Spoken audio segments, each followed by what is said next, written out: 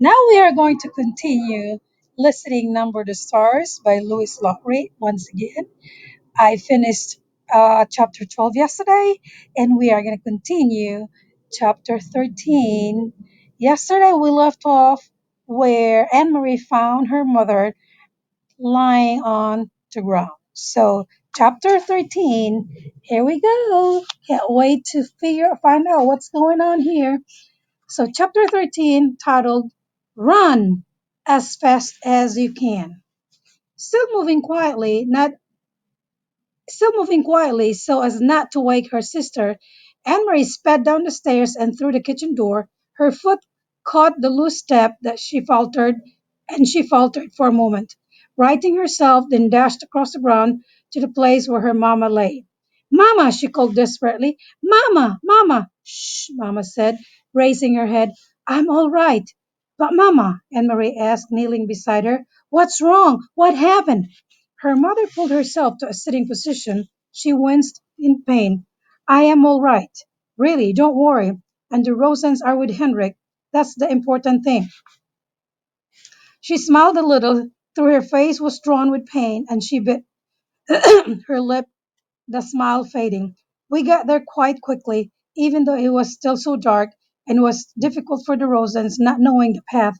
Henrik was there waiting on the boat, and he took them aboard and down below so quickly to the cabin that they were invisible in an instant. He said the others were already there. Peter got them there safely too. So I turned and hurried home. I was so anxious to get back to you girls. I should have been more careful. Taking softly, she brushed some grass and dirt from her hands. Can you believe it? I was very nearly here, well, maybe just halfway, when I tripped over a root and went sprawling. Mama sighed. So clumsy, she said, as if she were scolding herself. I'm afraid my ankle is broken. Anne Marie, thank goodness it is nothing worse. An ankle mends, and I am home, and the Rosens are with Henrik. You should have seen me, Anne Marie, she said, shaking her head with a wry look. Your proper mamma, crawling inch by inch, crawling inch by inch. I probably look like a drunkard. She reached for Anne Marie's arm. Here, let me lean on you. I think if you support me on this side, I can make my way up to the house. Goodness, what a clumsy fool I am. Here, let me put my arm over your shoulders. You're such a good, strong, brave girl. Now, very slowly, there. Mama's face was white with pain. Anne Marie could see it even through the faint light of the approaching dawn. She hobbled, leaning heavily on her daughter, pausing again and again toward the house. When we get inside, I'll have a cup of tea and then we'll call the doctor. I'll tell him that I fell on the stairs. He'll have to help me wash away the grass and twigs. Here, Anne Marie, let me rest for a minute.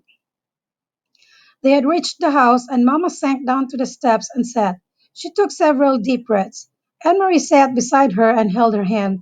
Mamma, I was so worried when you didn't come back. Mamma nodded. I knew you would be. I thought of you worrying as I dragged myself along, but here I am, safe with you now. Everything is fine. What time is it? It must be 4:30 or close to it. They will they will sail soon. Mamma turned her head and gazed across the meadow to the sea and the vast sky above it. There was no stars now, only the gray pale sky with pinkness at its border. Soon they will be safe too. Anne Marie relaxed.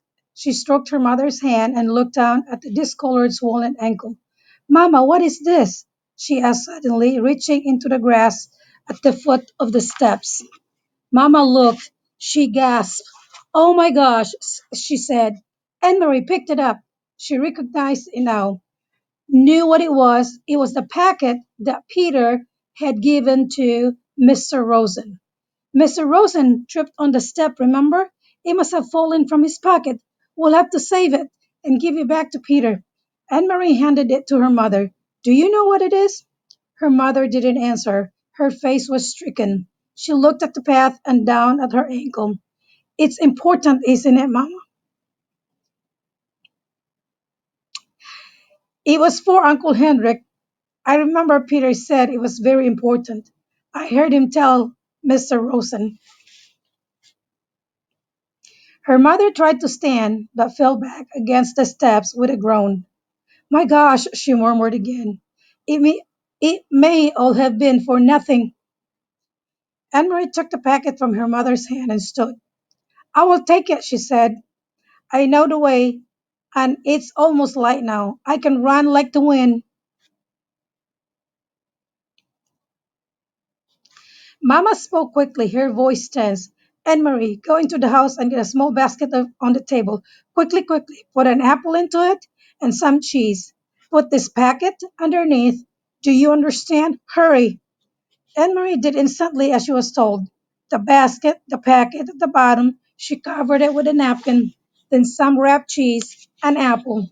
She glanced around the kitchen, saw some bread, and added that the little basket was full. She took it to where her mother was. You must run to the boat. If anyone should stop you, who would stop me? Anne Marie, you understand how dangerous this is. If any soldiers see you, if they stop you, you must pretend to be nothing more than a little girl, a silly, empty headed little girl taking lunch to a fisherman, a foolish uncle who forgot his bread and cheese.